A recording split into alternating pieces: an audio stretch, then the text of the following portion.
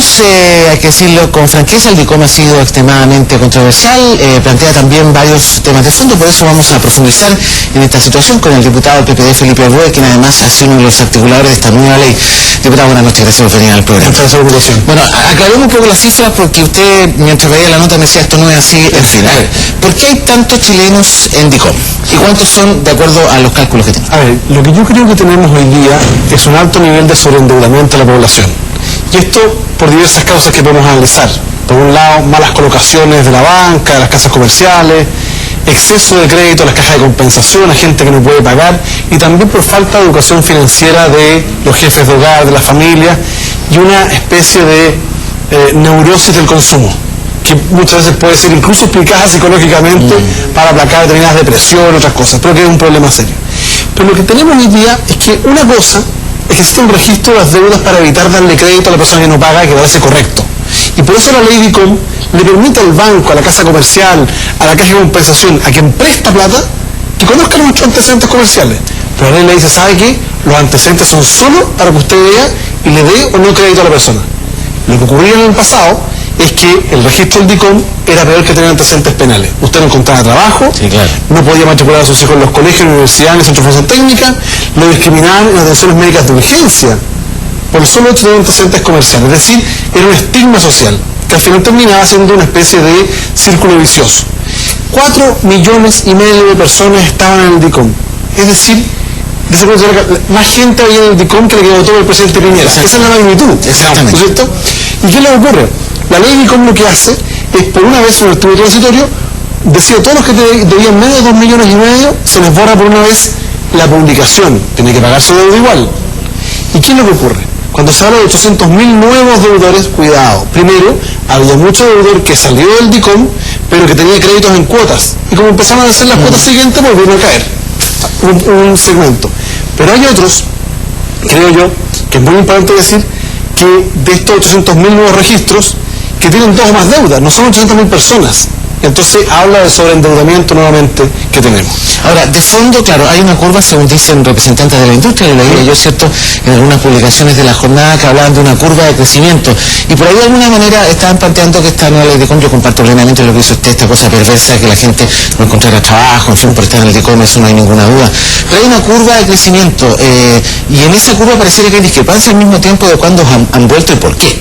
Claro, lo que pasa es que la banca, y particularmente el señor Aguad, que ha sido un contradictor de todo tipo de modificaciones que vayan a reducir los abusos de la banca y de las casas comerciales, ha hecho una fuerte crítica a la ley. Y yo lo entiendo, porque parte de su sueldo viene de ahí, pues. Si Sinacofi, que es la empresa que agrupa, que pertenece a la asociación de bancos y que se dedica al negocio de la comercialización y distribución de tus datos comerciales y los míos, perdió varios millones de dólares. Y yo entiendo que hable más bien desde el bolsillo. Pero uno como legislador tiene que hablar desde el punto de vista ciudadano y hay que ser responsable.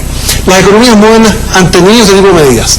La ley DICOM lo que hizo es que prohibió que hoy día, por ejemplo, a usted le miren el DICOM antes de contratar para un trabajo, o que le miren el DICOM antes de que sus hijos puedan ser matriculados en la universidad o en un colegio o en la atención médica de urgencia. Y eso es un tremendo avance porque Chile sube un poco el estándar en protección de datos. Se fija, cosa que antes no era. Por ejemplo, aumentó el nivel de personas que fueron a retractar sus deudas, lo cual habla de una voluntad de pago. ¿Por qué? Porque pusimos un incentivo en la ley. Si usted retractaba su deuda, salía del DICOM, pues está prohibido tener las deudas retractadas publicadas.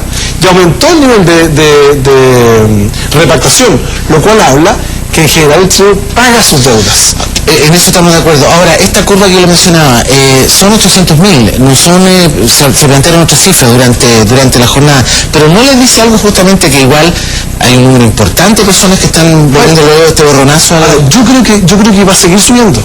Va a seguir subiendo porque eran 4,5 millones de personas. Hoy día tenemos de las 4,5 millones que han subido 800.000, menos de un 30%.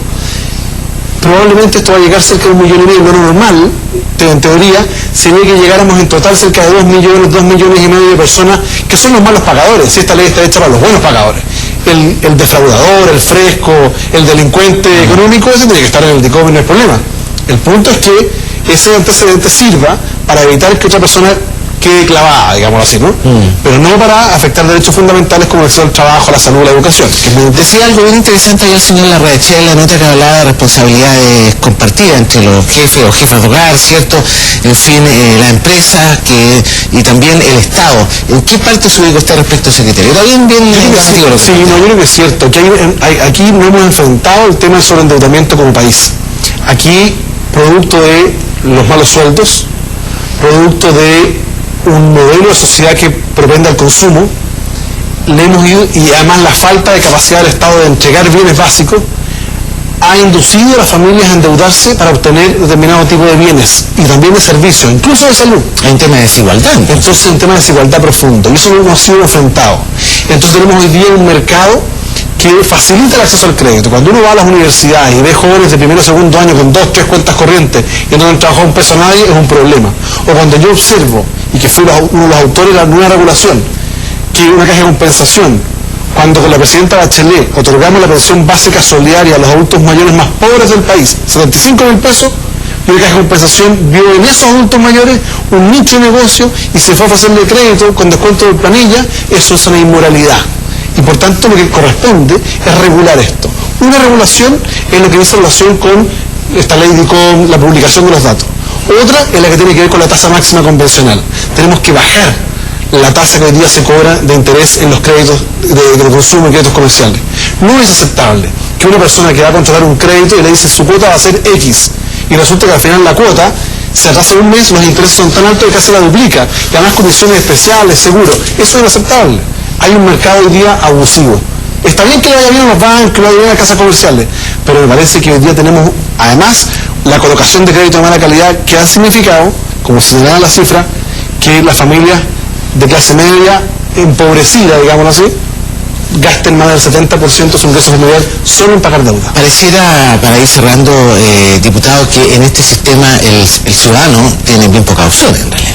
Tiene muy pocas opciones, lamentablemente, porque yo creo que los sueldos hoy día a mucha gente no le alcanza. La gente vive al 3 y al 4 y tiene demanda. Hoy día hay que pagar por una buena educación, hay que pagar por buena salud, hay que cotizar por la AFP, y que al final las pensiones son miserables. Es un problema del sistema, y yo creo que tenemos que hacer modificaciones al sistema.